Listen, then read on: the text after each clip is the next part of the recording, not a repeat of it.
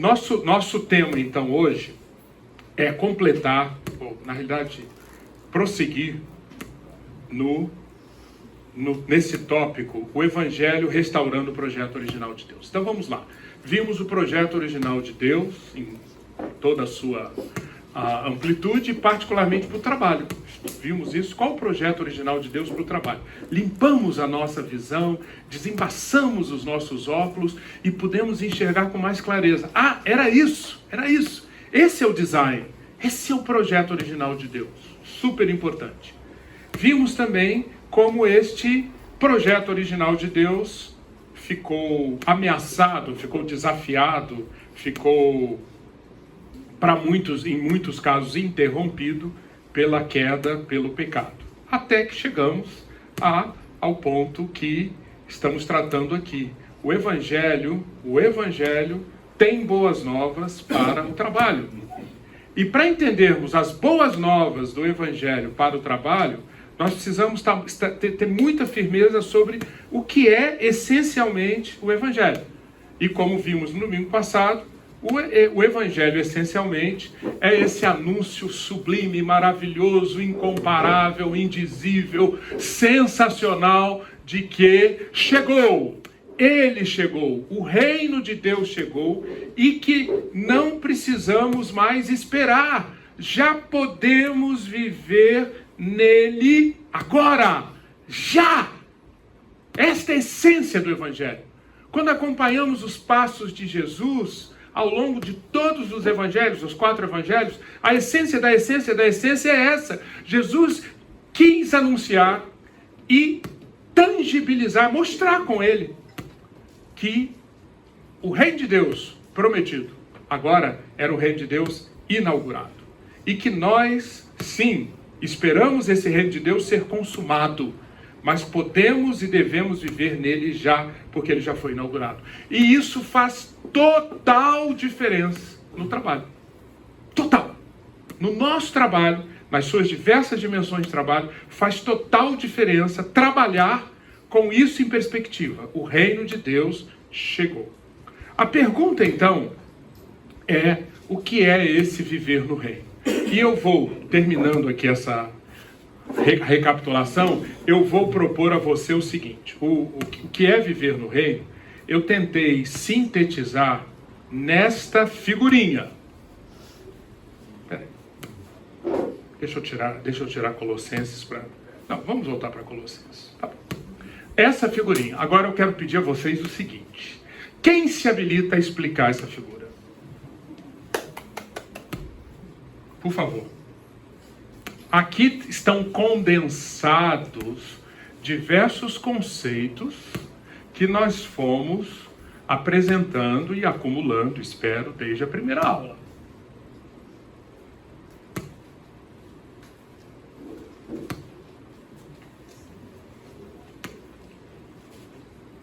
Ninguém se habilitou?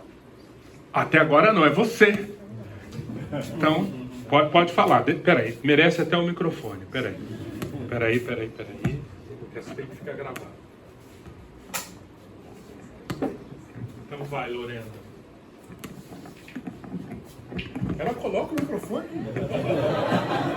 É professora mesmo. Gente, eu quero primeiro parabenizar meu cunhado, porque ele vive o que prega. E a gente tem muita história junto, de coisas lindas e de coisas tristes na família. E eu acho que isso que esse slide exemplifica é a prática, é a revelação do que nós temos aprendido, transformar da teoria para a prática. Que é: o ser humano está manchado pelo mal a partir de Gênesis 3. A queda encheu o mundo de de sombras. Então nós vemos as sombras se espalhando em todas as áreas da nossa vida, na família, nos relacionamentos, na natureza, no trabalho, etc. E quando nós temos Cristo, quando nós recebemos a Cristo, não é apenas um passaporte para o céu ou um perdão de pecados, não é só isso.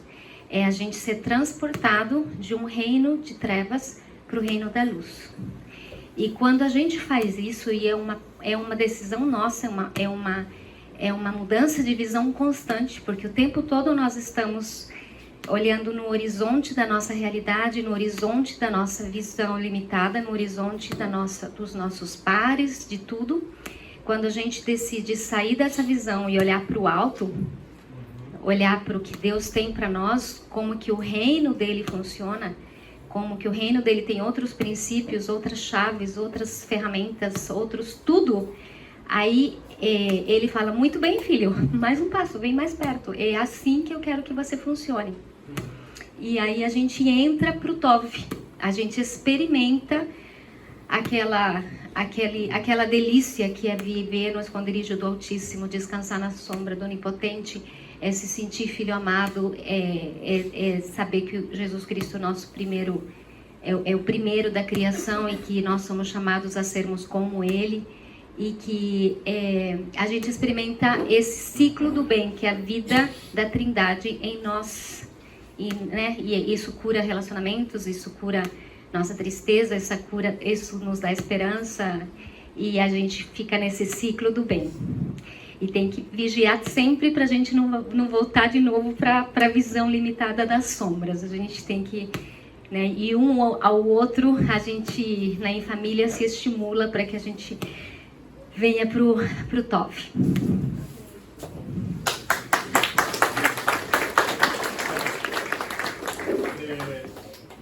Pessoal, a está fazendo aniversário hoje e ela nos deu um presente. Essa explicação tá bem completa. E obrigado, Lone. E eu quero enfatizar essa compreensão aqui, para levar para a nossa vida como trabalhadores.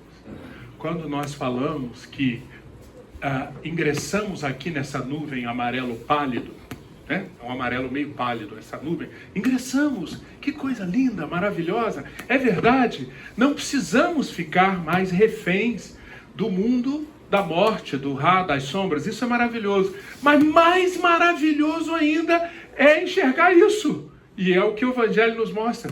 Que essa nuvem amarelo pálida, ela na realidade nos inclui na nuvem maior, no amarelo brilhante.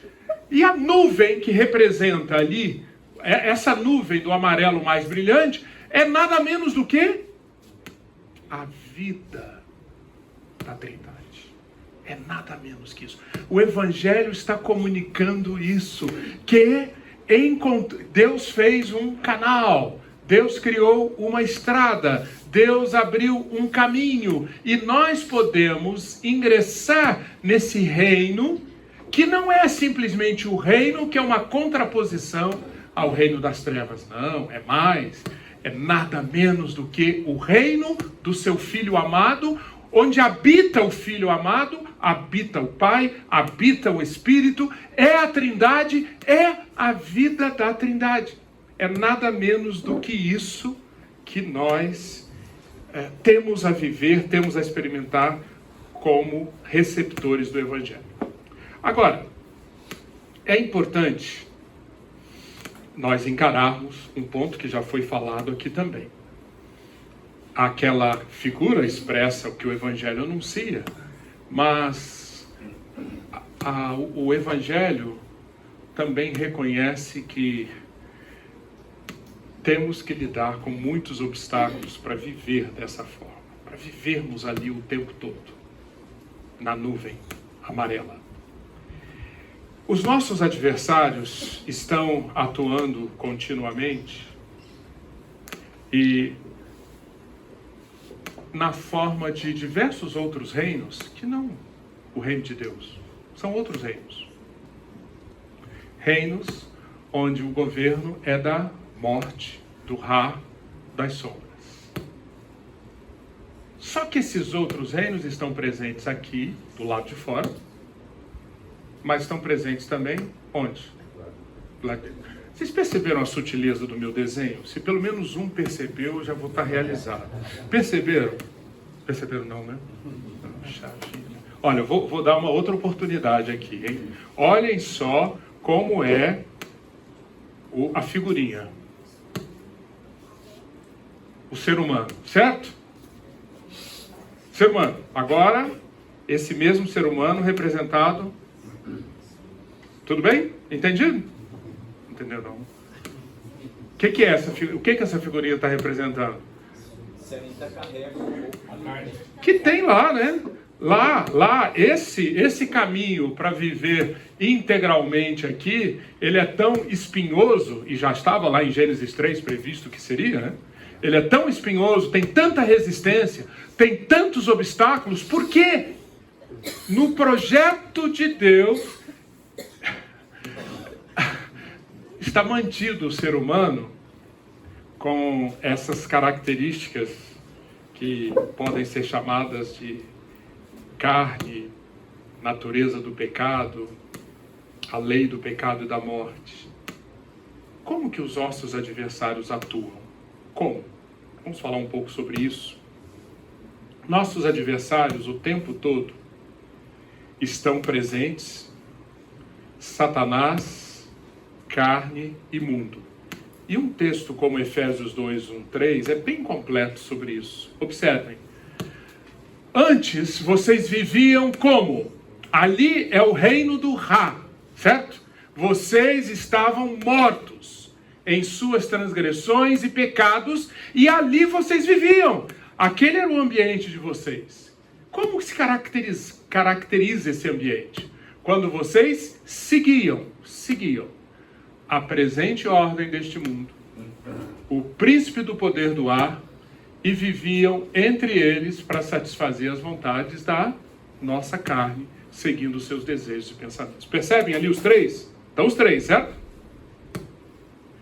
O mundo, cosmos, um mundo orientado para fazer resistência ao reino de Deus, o governo desse mundo a cargo do príncipe do poder do ar, e dentro de nós o sabotador chamado carne, com as suas vontades, com os seus desejos e com os seus pensamentos. Pois bem, esse mundo que está fazendo oposição, ele usa algumas estratégias, e que essas estratégias afetam profundamente a nossa dimensão de trabalhadores. Essas principais estratégias eu vou resumir numa palavra que eu já usei aqui 2 aulas atrás e que vou trazer aqui. Atenção. O nosso adversário Mor, o príncipe do poder do ar, a serpente lá de Gênesis 3, ele identificou, ele criou uma vulnerabilidade em nós.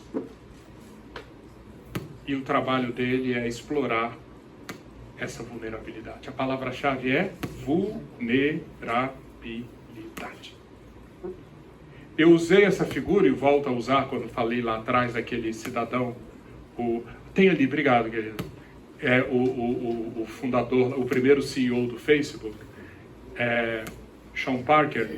Ele disse: eu sou um hacker. Minha natureza é de um hacker.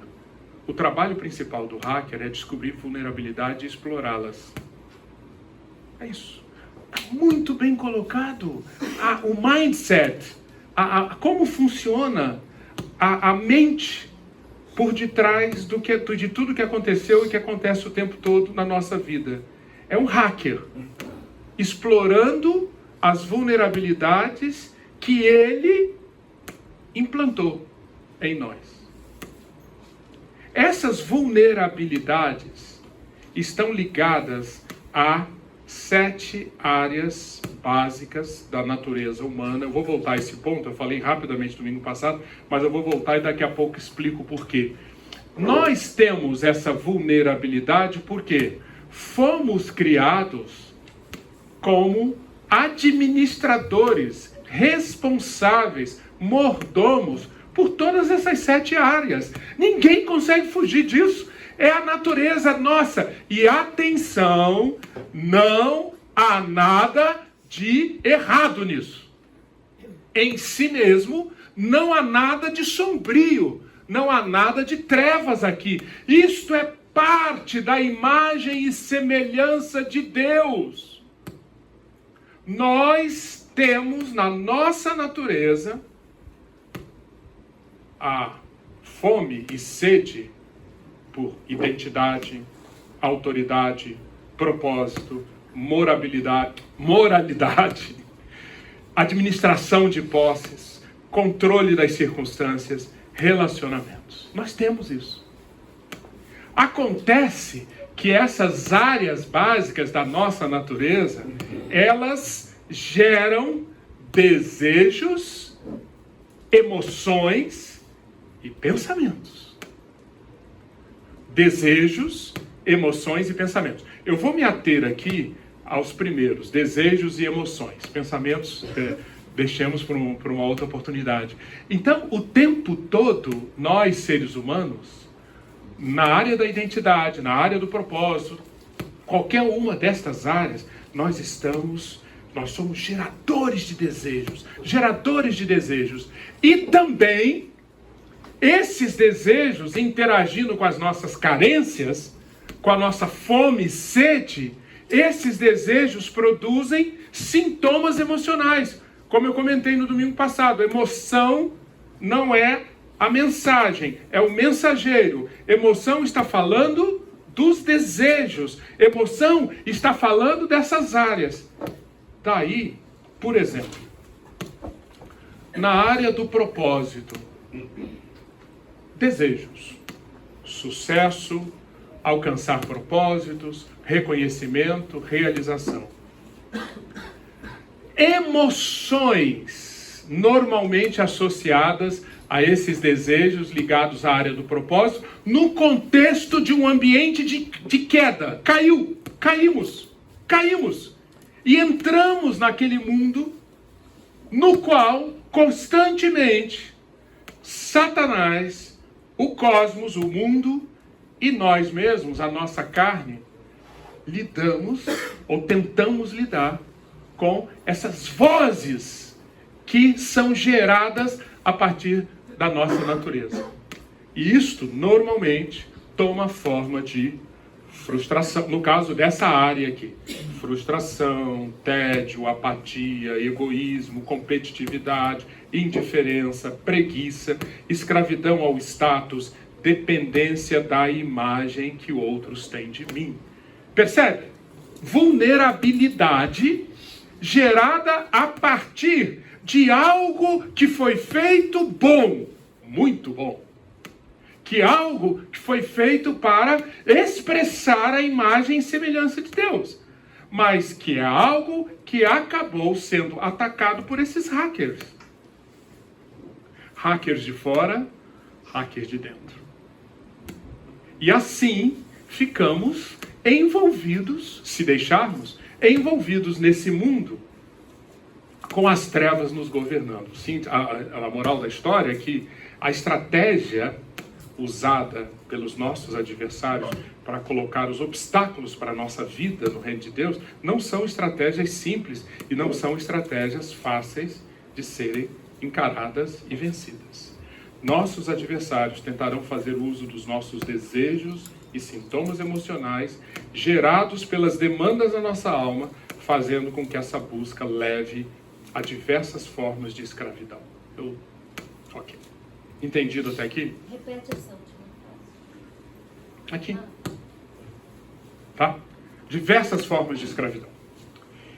Eu vou então aqui, agora, afunilar para a questão do trabalho. Isso tem tudo a ver com trabalho, né? Quem nunca se identificou na sua dimensão de trabalho, como trabalhador? Quem nunca sentiu isso aqui? Difícil encontrar, né? Pois não. Só um pontinho. Eu não entendi direito um aspecto que você colocou. O nosso inimigo, ele implantou essas características... Não, desculpa. Ele implantou essa vulnerabilidade ou ele descobriu? Boa, Paulo. Ele descobriu. Descobriu. Astuto. A serpente era mais astuta. Descobriu. E 2, implantou, na minha opinião, está certo, pelo seguinte, porque atacou o ponto que abria a brecha para essa vulnerabilidade, que é a torneira lá, que foi a infidelidade a Deus. Entendeu? Então, nesse sentido, ele implantou. Não foi ele que abriu. Entendeu? Num certo sentido, não. No outro sentido, sim. Não foi ele que abriu a torneira. Não foi ele que optou por algo que ia contra ao que Deus disse que era bom. Não foi ele que escolheu. Eu quero o bom do meu jeito. Certo? Não foi ele. Fomos nós.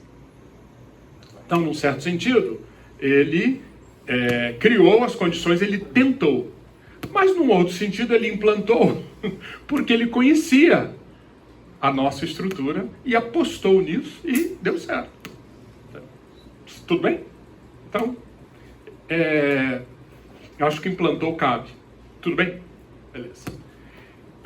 Eu vou então mostrar para vocês, eu escolhi alguns desses 7 aqui. Isso, escolhi alguns desses 7 para fazer o link com o desafio que nós temos no trabalho e aí fazer um link com as respostas que alguns de vocês deram ao nosso formulário, ao formulário que o Maurício mandou.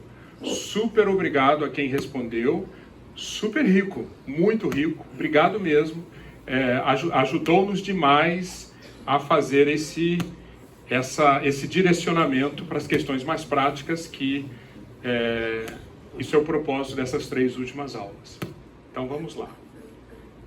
Desses 7 aqui, eu preparei para alguns deles um esquema mostrando na bolinha lá, a bolinha bordô, a necessidade da alma. A necessidade leva à busca por, que é a área dos desejos. Os desejos levam a manifestações na forma de sintomas emocionais e atitudes. Peço licença para correr, posso? Até porque em 5 minutos nós seremos interrompidos aqui pelo intervalo. Então, vou correr, hein? Preparado? Aperta o cinto? Tudo bem? Então vamos lá, hein? Primeira área, busca, área da identidade. Busca por valor pessoal. Onde é que está o Ra aqui? O Ra está fazendo suas estratégias, induzindo você a procurar valor através do reconhecimento em comparação com outros. Esse é o desejo das trevas, é o desejo sombrio que surge a partir dessa fome e sede por identidade. Esse desejo leva a manifestações que você vai ver que são muito emocionais. Meritocracia é uma delas. Tem que reconhecer, meritocracia tem muito de pensamentos também, né? É razão e emoção. Mas o importante é que você vê o mundo com a seguinte convicção: a vida é um investimento que depende dos meus esforços e inteligência e nada mais. Para ser digno, tenho de apresentar um desempenho a toda prova, sob quaisquer circunstâncias. Desempenho gera mérito. Mérito gera valor. Bingo! Atendeu a busca, a satisfez, entre aspas, o desejo da área da identidade.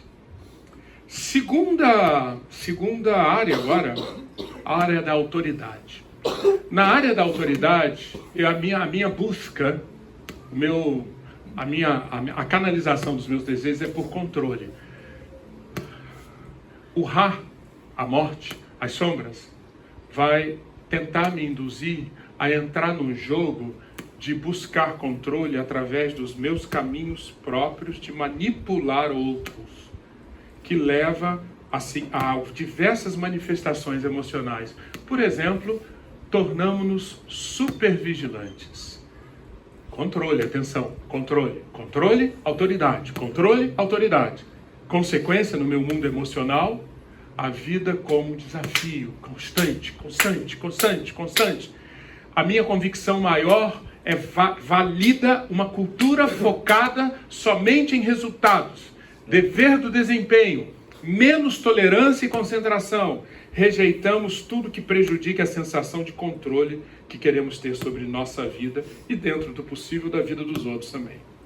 Os valores dominantes passam a ser conhecimento e competência. Diante disso, nessa busca, nessa indução de buscar competência e controle sobre nós mesmos e tudo o que nos cerca, nós vamos ficando cada vez menos fascinados pelo sagrado, pelo reino de Deus, pela justiça do reino de Deus.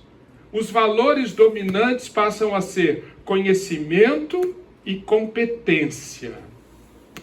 Desta forma, relacionamentos, por exemplo, passam a ser medidos e validados por esse critério. O quanto que isso está alinhado com o meu conhecimento e a competência e o quanto isso me ajuda ou o quanto isso me prejudica. Ok? Terceira área. Realização. Aqui, na realidade, a área não é realização, a área é propósito. Terceiro, desejo advindo da área do propósito. Realização, sucesso, achievement, pode colocar o nome que quiser. É o mundo da morte, o mundo da Ra, o mundo das sombras, vai me induzir a buscar realização ao perseguir prioritariamente meus próprios sonhos e metas, buscando primeiro o nosso reino e a nossa justiça através do trabalho. Manifestação, tornamos-nos autocentrados e utilitaristas. Vale a utilidade, inclusive de Deus. Deus entra no jogo do utilitarismo. O quanto é útil, o quanto ajuda na minha realização, seguir, ser devoto, ser piedoso e atender ao que eu acho que Deus está falando. Deus é reduzido a algo que podemos usar para atingir nossos objetivos, por mais nobres e úteis que sejam. Quarta área. Posses. Nesse caso, na área das posses, o meu desejo prevalecente é segurança. E esse desejo toma a forma da busca de segurança através do aumento, do acúmulo, da preservação de coisas visíveis. E a manifestação, nós tornamos-nos relativistas e compulsivos. Presta atenção, eu coloquei de propósito aqui para debater. Não sei se a gente vai conseguir debater aqui, mas para debater pelo menos na sua cabeça. Boa parte da compulsão e as suas diversas manifestações, né? O hábito que escraviza, que leva você, que ultrapassa a fronteira do vício e leva à compulsão, até que ponto isso está vindo da atuação desse mundo maligno, explorando a sua vulnerabilidade, consciente ou inconsciente, por segurança, que está ligada a uma área nobre, a uma área que faz parte do muito bom que Deus criou, que é a área da responsabilidade pelas posses. Entenderam? Vocês estão quietinhos? Então continuem assim, para a gente cumprir aqui. Você pediu para falar e tá vendo? Eu provoquei. Sim.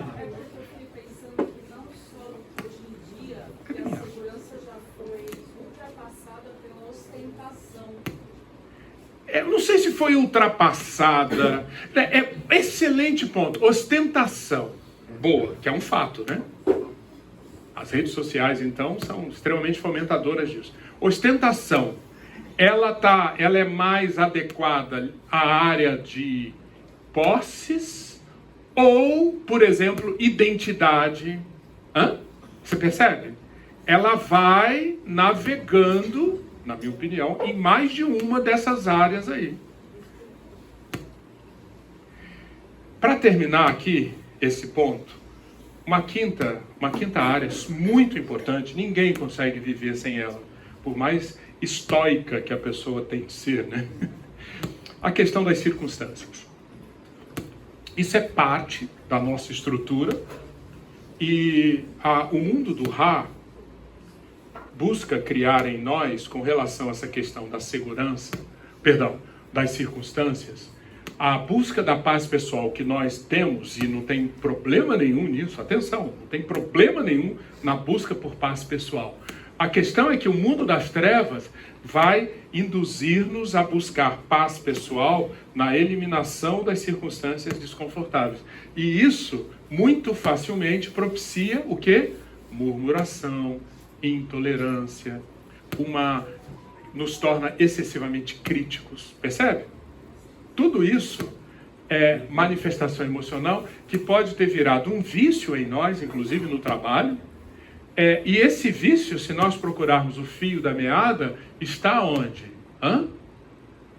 Uma boa pista é procurar aqui. O quanto que esse mundo das trevas está nos criando condições para que nós acreditemos nisso mesmo. Se acontece algo desfavorável ou desconfortável que incomoda, aquilo funciona como um gatilho para quê? Para eu, depois que vira um hábito, eu perco a consciência, eu murmuro, eu sou intolerante, eu crio minha bolha, meu clubinho, minha tribo, eu desenvolvo um racional que é capaz de colocar todos os pontos fracos, todos os defeitos, naquilo que me levou para a região de desconforto. Entenderam? Em resumo, pessoal, agora, o que aconteceu? Não é para tocar o sinal mesmo? É? Tocou? Então posso seguir, Maurício? Certeza, Maurício? Ah, não, tá certo, é porque... É 10...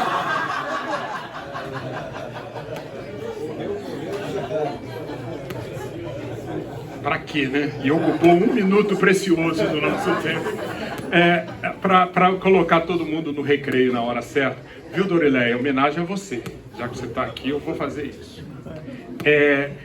Eu vou, quando nós voltarmos, eu vou compartilhar com vocês, e depois a gente vai passar por uma dinâmica, compartilhar com vocês o seguinte. Aproximadamente 20 pessoas contribuíram com o nosso relatório, nosso formulário.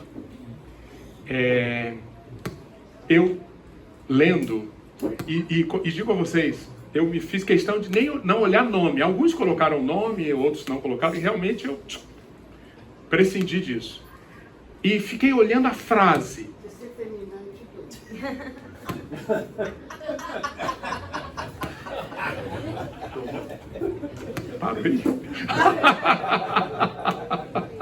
Olhando só a frase, eu ousei classificar nessas áreas. E olha que interessante, a minha avaliação, depois a gente debate. Tem uma pessoa com desafio na área do valor pessoal, 3 na área do controle, 6 na área de realização, 1 na área de segurança, 7 na área da paz pessoal. Vamos ver o que isso diz sobre a nossa realidade. E atenção, tudo isso aqui é para encontrar, fechando esse ponto, esse último tópico que nós vimos. Como os nossos adversários atuam para tentar impedir-nos de viver plenamente a vida na Trindade. A estratégia deles essencial é explorar nossa vulnerabilidade. Qual é a maior vulnerabilidade nossa que impacta a nossa dimensão de trabalhadores? Esse esquema. Áreas de necessidade, desejos gerados por essas áreas, manifestações emocionais e formas de pensar produzidas por esses desejos. Ok?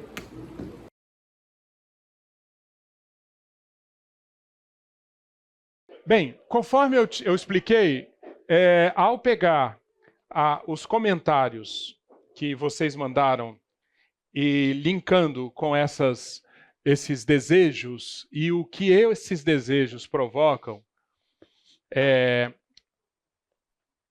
chegamos ao seguinte ponto.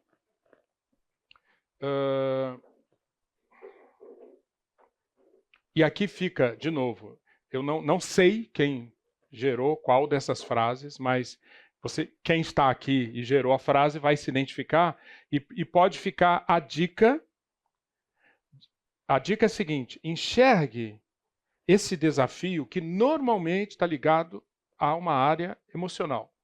Enxergue esse desafio como um mensageiro que você está recebendo, uma carta, ou, usando um termo mais da área médica, é a febre, não é a infecção em si. A febre é um sintoma. A febre é um sinal de que tem algo inflamado. Não é a inflamação em si. Então, se a gente olhar isto aqui como a febre, onde está a inflamação? Frustração de Jonas, pelo que eu entendi aqui, alguém frustrado, semelhante ao caso do Jonas frustrado. Área de identidade e valor pessoal.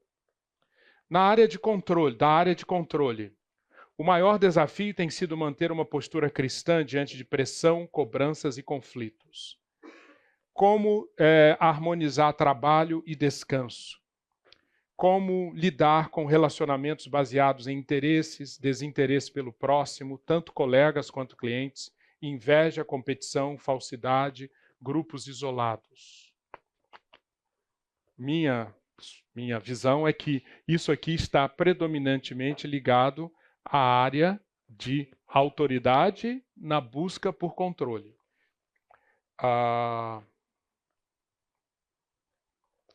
Na área das circunstâncias, paz pessoal. Muitas vezes me pego murmurando pela sobrecarga de serviço físico e mental.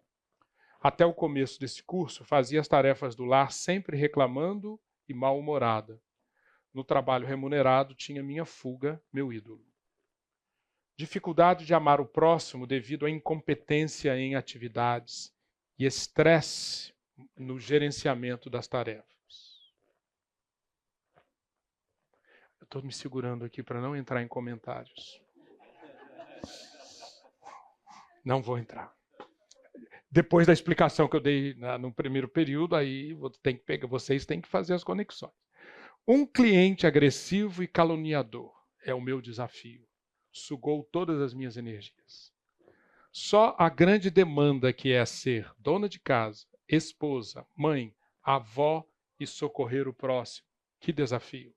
Pouco tempo para tantas atividades. Mais na área de paz pessoal. Falta de foco e motivação, procrastinação, murmuração. A falta de comprometimento dos colaboradores é algo que é um desafio. Abandonam o serviço, deixam o serviço mal feito, falta de comunicação. O dia a dia com os não crentes, com diferentes valores de vida, crença e moral.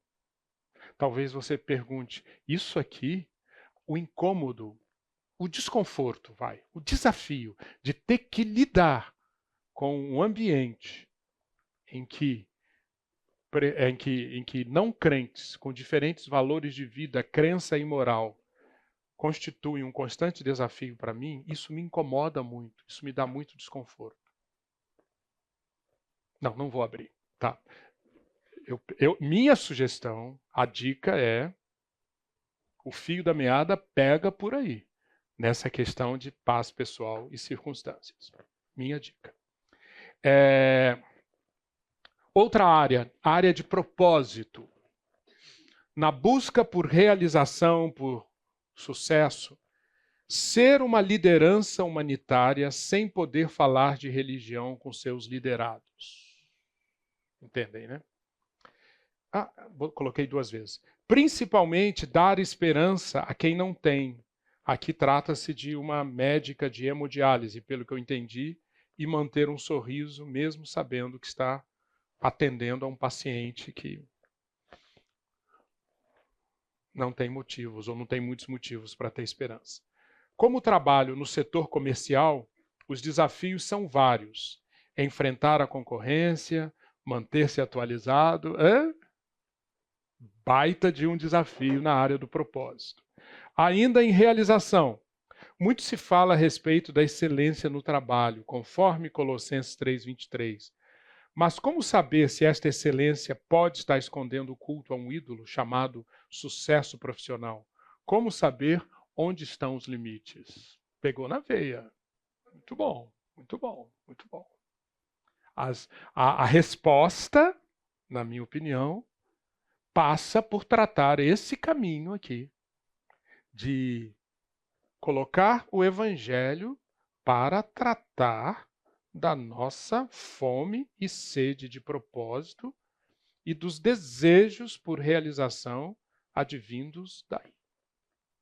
E a criação de hábitos emocionais e padrões mentais que podem ser produzidos por esse desejo.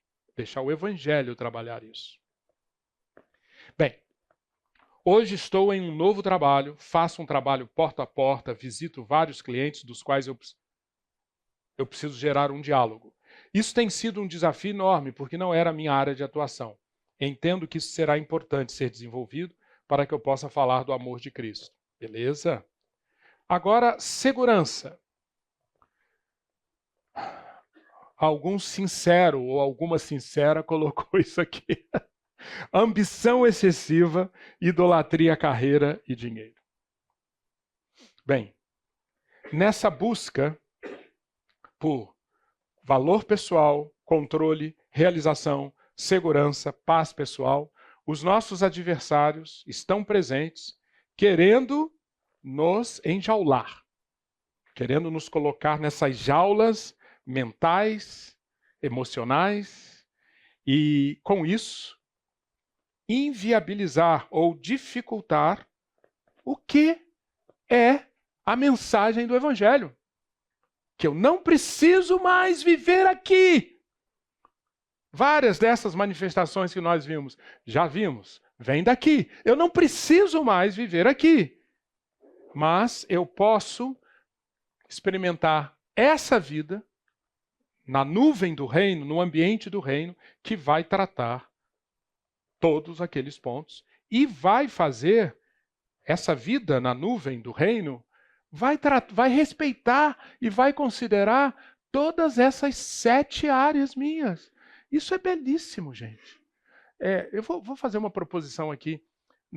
Parte da neurose que graça tão intensamente em igrejas evangélicas, parte da neurose tem a ver com um estado de negação disso daqui. É como se eu aceitei o Evangelho, se eu entrei no reino, eu deixo, pelo menos algumas dessas áreas aqui, isso não é mais parte de mim. De onde tiraram isso? O que isso tem a ver com o Evangelho? O quê? A beleza do Evangelho é que eu ingresso no reino já e eu sou respeitado e tratado em tudo.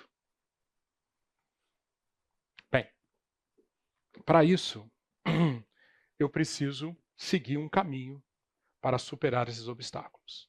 E isso aqui é o nosso tema agora, final do nosso encontro de hoje.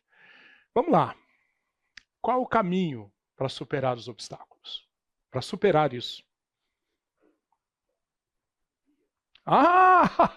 Poxa, Maurício, eu estava esperando um negócio inovador, disruptivo, breakthrough.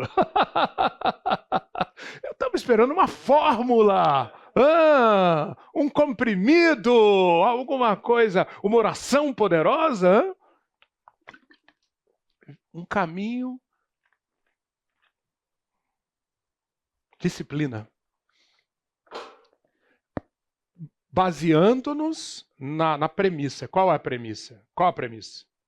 A vida da Trindade é a vida da Trindade. Atenção, é a vida da Trindade. A vida da Trindade, o oxigênio que se respira no ambiente da Trindade, traduzido em linguagem humana, a melhor palavra que tem, e a que está na Bíblia, é graça. Tudo é graça, certo?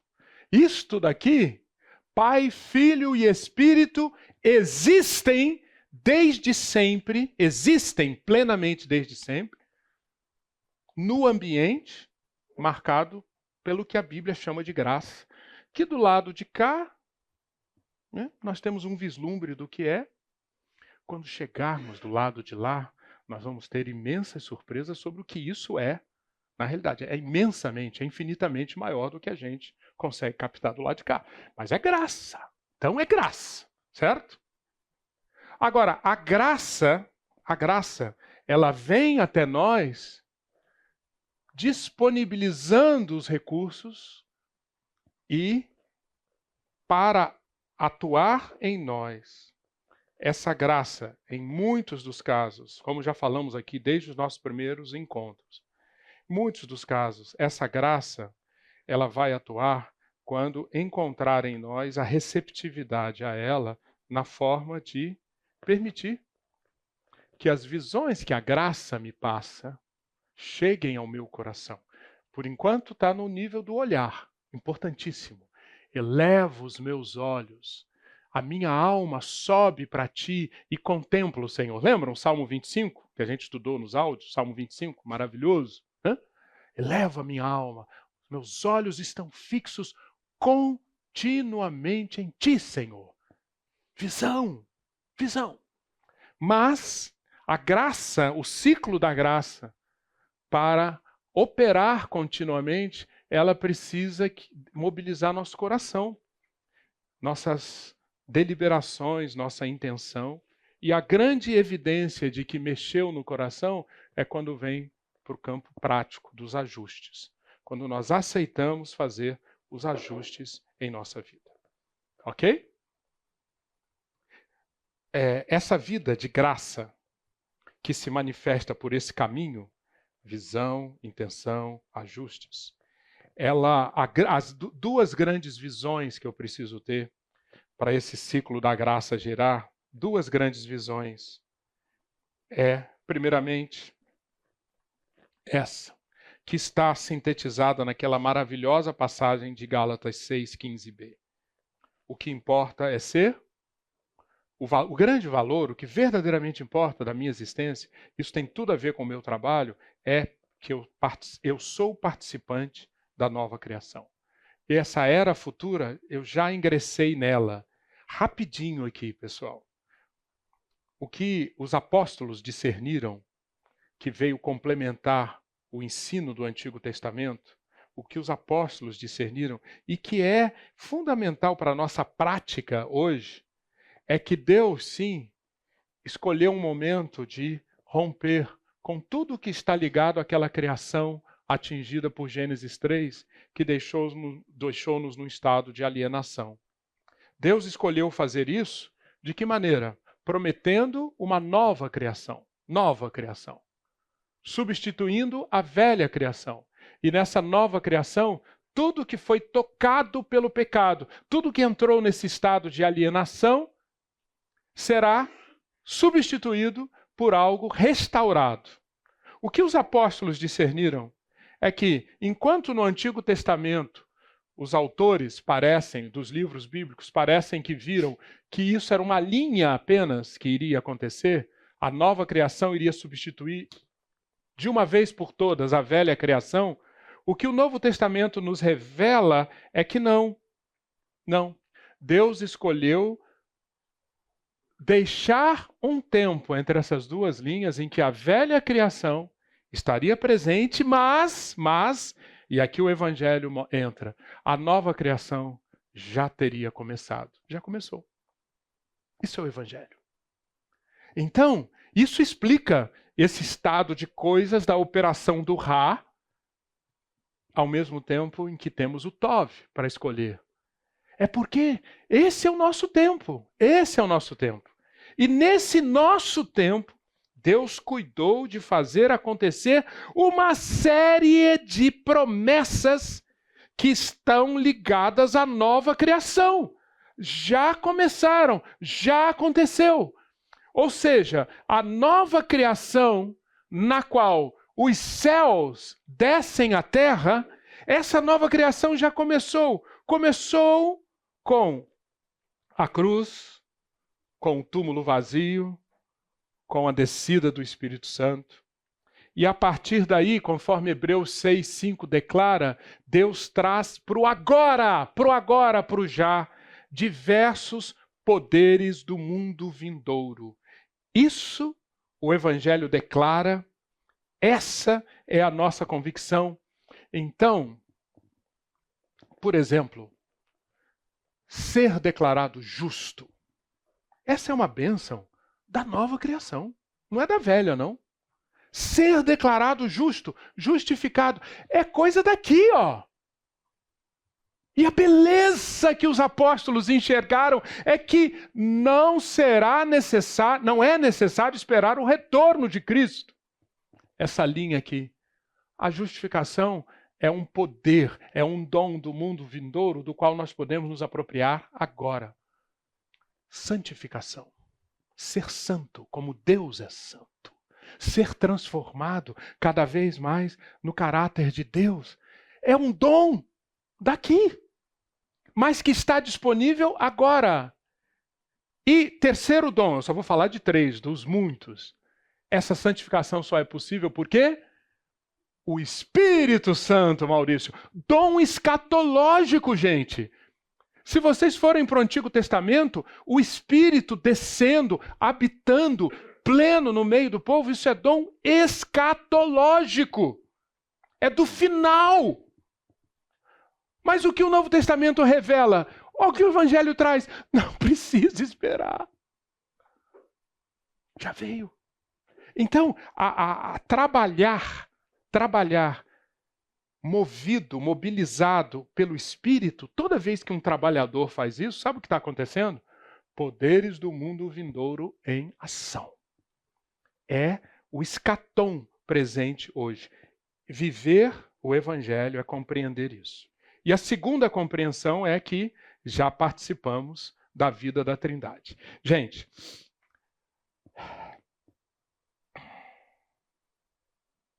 eu estou respirando aqui porque esse é um tema que... Boa parte do ensino do Novo Testamento, inclusive do ensino de Jesus, e eu quero dar uma dica para quem não estudou isso ainda sob esse enfoque. Atenção.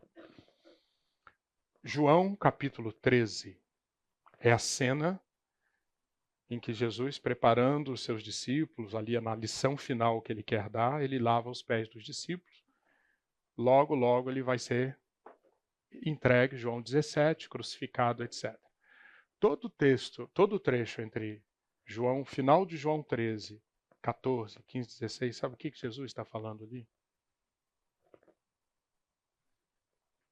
A vida da Trindade.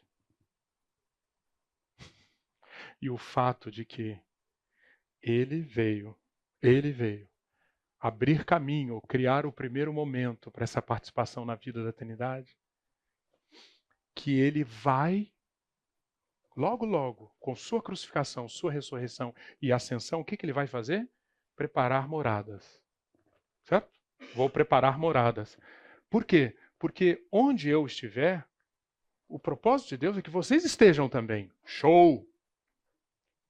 Mas Jesus não permite que o ensino dos discípulos só quando ele voltar e tiver preparado as moradas. Não, agora. E aí, o que ele ensina? Como que agora nós participamos da vida da Trindade? Como?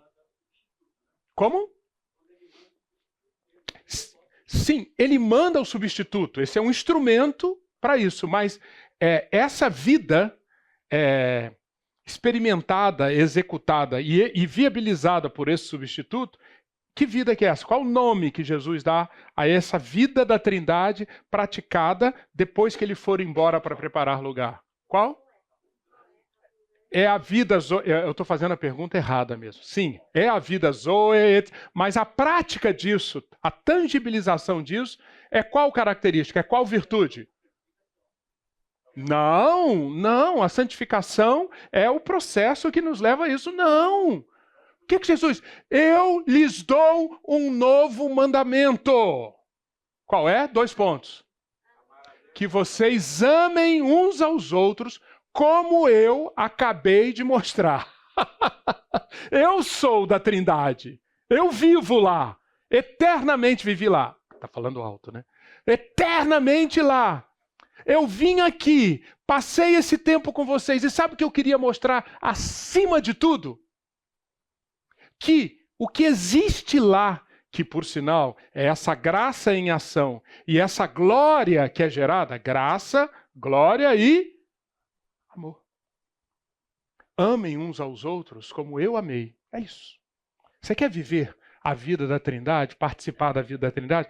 A maior manifestação disso é o agape, é o amor.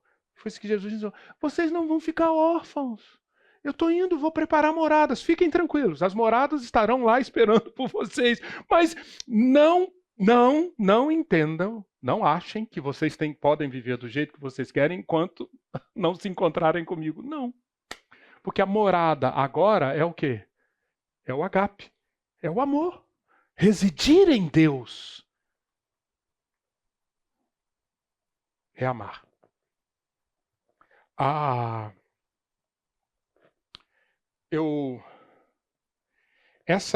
Esse amor, ele se manifesta em 3 marcas. A dica aqui, só para completar, leiam João 14, 15 e 16, depois vão para a oração sacerdotal de João 17, e aí vocês vão ver isso ensinado de maneira bem detalhada, bem completa. Esse amor, que é a marca de quem vive no reino, ele precisa se manifestar no trabalho eu trouxe aqui 3 marcas. 3 marcas. Eu fiz esse trabalho, pessoal. Eu tentei, nos áudios dessa semana que passou, compartilhar com vocês. Eu fiz o seguinte. Peguei as cartas de Paulo, especialmente Colossenses, Efésios, Filipenses, Tessalonicenses, 1 Coríntios, Romanos. E estudei e procurei nessas cartas de Paulo o que Paulo ensina sobre quais as evidências de quem vive, de alguém que está vivendo no reino. Por quê? Que o evangelho é ingressar no reino já, estava claríssimo para Paulo. Certo? Ingressou. Agora, Paulo, me ajuda a entender. Eu não estava falando para Paulo, mas vocês entenderam, metaforicamente. Dialogando com Paulo. Me ajuda a entender o que está na sua cabeça de quais são as marcas, quais são as evidências disso. E aí eu compartilho com vocês que eu encontrei 3. Posso compartilhar? 3 marcas. Primeira marca. E eu vou me concentrar, poderia trazer textos de outros livros, mas eu vou me concentrar em Filipenses. Certo? Filipenses que declarou: ele nos transportou do reino das trevas para o reino do Filho do... Colossenses, desculpe. Que declarou no capítulo 1, ele nos transportou do império das trevas para o reino do Filho do seu amor. Quem então está vivendo no reino do Filho do seu amor, primeira marca, trabalha como Cristo. Revesti-vos, pois, como eleitos de Deus, santos e amados, de ternos afetos de misericórdia, de bondade, de humildade, de mansidão, de longanimidade.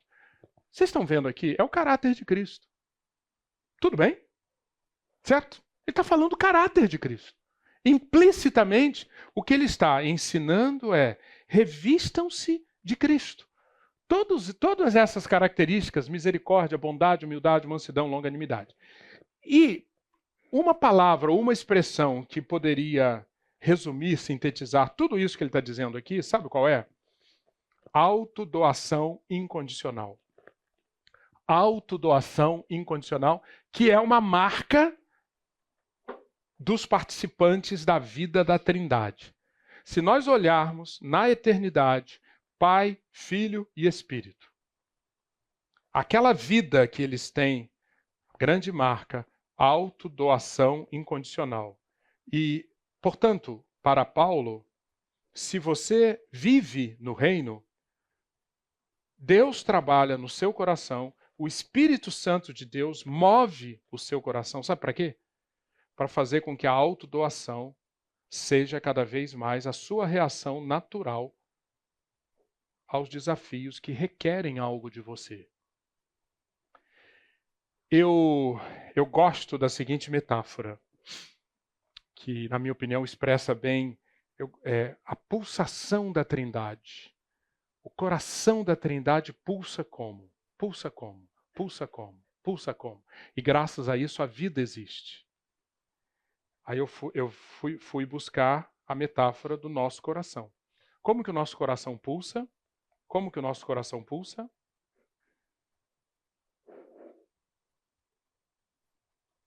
Fez barulho? Fez, né?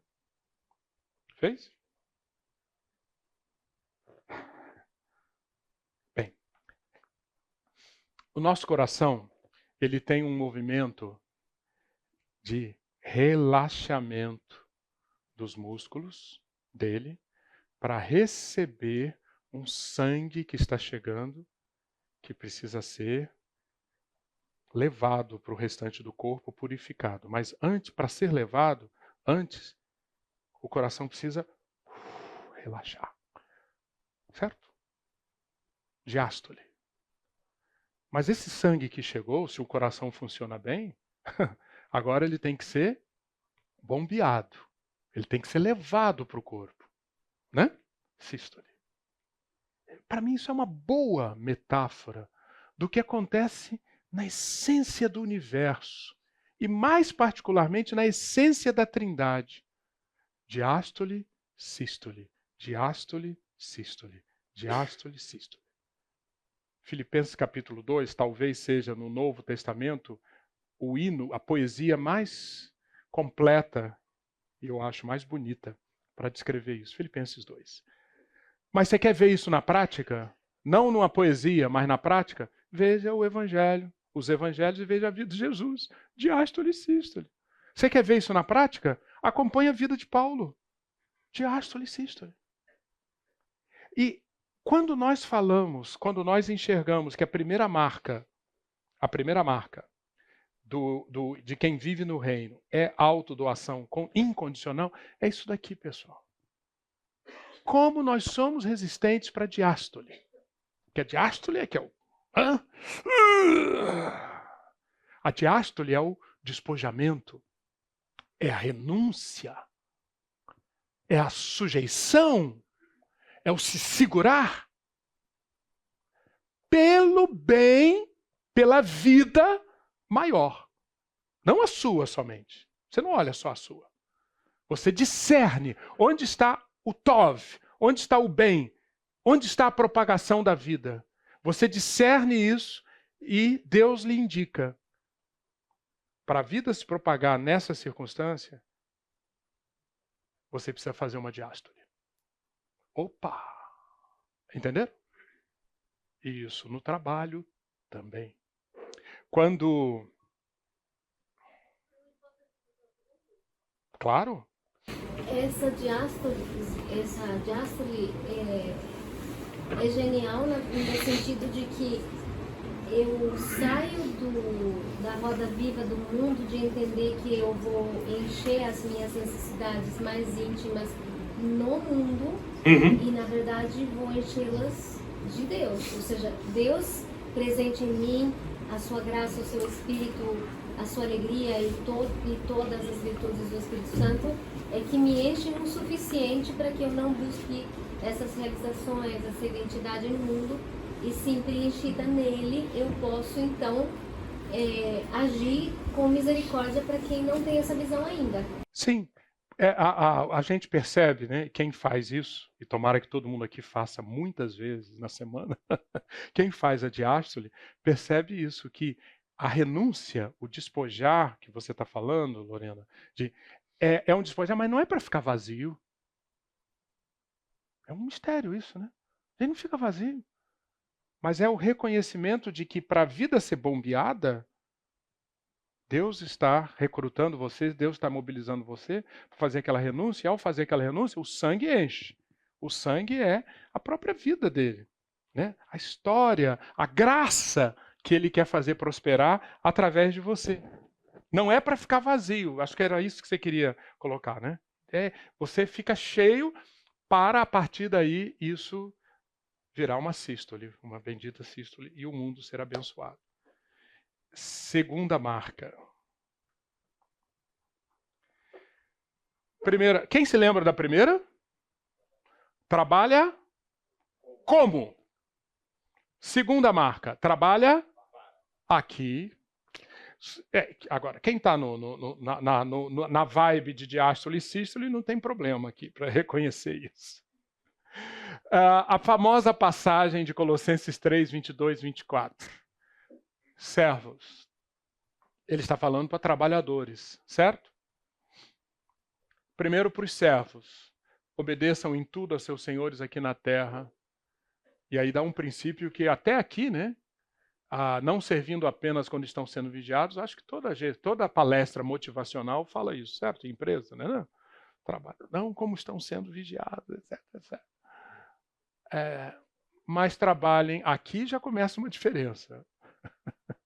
Não para agradar pessoas, mas em sinceridade de coração, fazendo o quê? Temendo o Senhor. Aqui é a diferença. Aqui é Zoe. Aqui é a vida de Deus. Fazendo como quem está fazendo na presença do Senhor, em temor a Ele. E já que Ele é o Senhor, o que cabe? Temor, reverência. Tudo o que fizerem, Paulo, façam de todo o coração. Para quem não entendeu ainda o que ele disse na primeira parte, ele agora, vou desenhar. Façam de todo o coração, como para o Senhor e não para as pessoas, sabendo que receberão do Senhor a recompensa do Senhor. Enxerguem isso. É a Cristo, o Senhor, que vocês estão servindo. Em Colossenses 3,17, tudo o que fizerem, seja em palavra, seja em ação, façam em nome do Senhor, dando por ele graças a Deus o Pai. Finalmente, para completar aqui, a gente vai ter um tempinho só para dinâmica, viu, Maurício? Acho. Vai ter que sair mesmo mais cedo? Na verdade, às 11 horas, tá? Vai dar, meu amigo. Em 8 minutos a gente faz muitas. Eu estou brincando. Mas vai dar pelo menos para ler os casos. Acho que sim, né? Você acha que não? Você prefere não? Eu sigo você, então. Terceira marca. Trabalha com consciência do dia de Cristo. Então vamos lá. Primeira marca. Trabalha como Cristo. Diástole, sístole. Diástole, sístole. Segunda marca. Para Cristo. Eu reconheço que por trás do cliente, por trás do chefe, por trás do subordinado, por trás do fornecedor, por trás do acionista, todos esses são importantes. Ótimo. Mas eu reconheço que por detrás deles tem um Kurios, tem um Senhor. Infinitamente mais relevante do que qualquer um desses players aqui. Acionista, fornecedor, cliente, gerente, subordinado. O Kurios, verdadeiro Kurios, é a palavra grega para Senhor. Ele é. Então eu estou fazendo, antes de mais nada, para Ele. Terceira marca. Extremamente importante, queridas e queridos. Se você procurar, de novo, Efésios, Coríntios, Romanos, Filipenses, aqui Colossenses, Tessalonicenses, Paulo bate nessa tecla. Um trabalhador que vive no reino trabalha com a consciência de que no final das contas aquilo que ele está fazendo será avaliado e no dia de Cristo passará por um juízo que pode ou não gerar uma recompensa de desfrute. Pode gerar uma recompensa, uma consequência na forma de vida desperdiçada ou vida aproveitada. Vocês, vou ler aqui o Colossenses 3. Quem fizer injustiça, receberá em troca a injustiça feita. Nisto, ninguém será tratado com parcialidade. Juízo. Juízo. Se levássemos isso a sério como precisa ser levado. Juízo.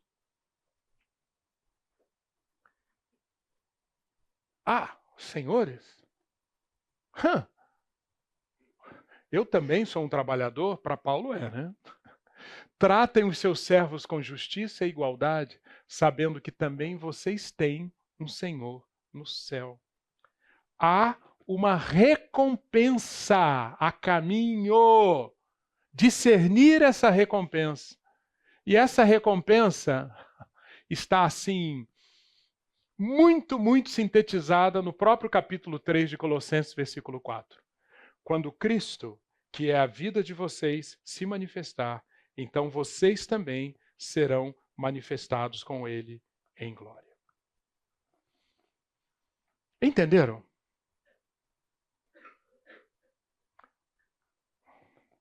Paulo já falou lá no início do capítulo 3, 3:1, que nós, ressuscitados com Cristo, passamos a habitar as regiões celestiais em Cristo. Desculpem. Vocês passaram a habitar as regiões celestiais quando vocês ingressaram no reino. E aí Paulo diz, pensem como quem vive nas regiões celestiais. Procurem as coisas do alto, onde Cristo está assentado. E ele vai elaborando todo esse raciocínio dele. Até que chega aqui no versículo 4, para mostrar o quê? Se no meu trabalho, no meu dia a dia, eu viver com essa consciência e fizer tudo, servir um café, preencher uma planilha, fazer uma ligação para um potencial cliente, resolver uma questão hipercomplexa que a minha empresa está demandando, dar uma aula na escola, atender a um paciente num leito, como médico, como enfermeiro, como nutricionista. Se eu faço com a consciência de Colossenses 3, 1 e 2, sabe o que Paulo está nos mostrando aqui? Vida de Deus está sendo embarcada em você. Você não vê. Você não vê. Mas a vida de Deus está sendo embarcada em você ali, naquele trabalho feito com essa consciência. Tá, mas a vida embarcada vai acontecer o quê? Colossenses 3:4. Um dia, essa vida que foi embarcada será revelada. Rapidamente mesmo. Ah, mas está dando outra hora o sinal. Ah, por isso. Porque então, quem aqui pegou filme Kodak quando tinha câmera com filme? Alguém pegou? Ah, quase todo mundo aqui. Pedro não, né? Vocês não pegaram. Quem? Ah, ela, só a Pri, né? Você não, claro, claro, claro. Esse Marcos, eu te contar, hein? Gênesis 3 na veia, né? Vocês se lembram?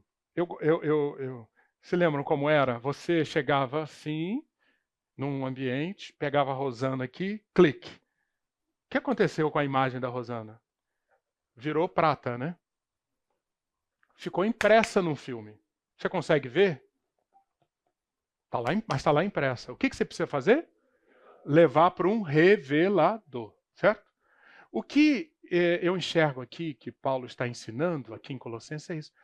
Trabalhe com essa consciência. Está tirando fotos, mas não da maneira antiga. Está tirando fotos. Aquele serviço. E atenção, acima de tudo, para as oportunidades de diástole. Se você fizer a diástole com essa consciência, vai ser bem melhor. Está exigindo uma renúncia descomunal. Vai na força do Senhor, porque está sendo batido uma foto. E o que ele diz aqui em Colossenses 3:4, um dia esse filme será revelado. E quando a vida de vocês em Cristo será mostrada em glória, quando a vida dele assim também se manifestar. Amém? Oremos? Oi, fala, Maurício.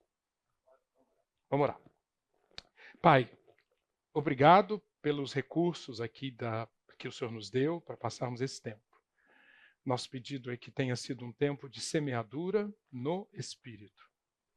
Na nossa vida, nos desafios que todos nós carregamos aqui, alguns deles a gente pôde compartilhar, são tão intensos, profundos. Reconhecemos que o mundo, Satanás, a nossa própria carne trabalham, Pai, contra essa vida no reino que o Evangelho anuncia. Mas nós te louvamos pelo caminho de liberdade que o Evangelho nos mostra. E é assim que nós queremos viver.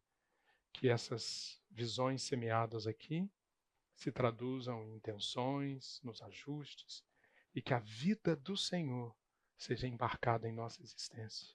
Ao longo dessa semana, em nome de Jesus nós pedimos. Amém.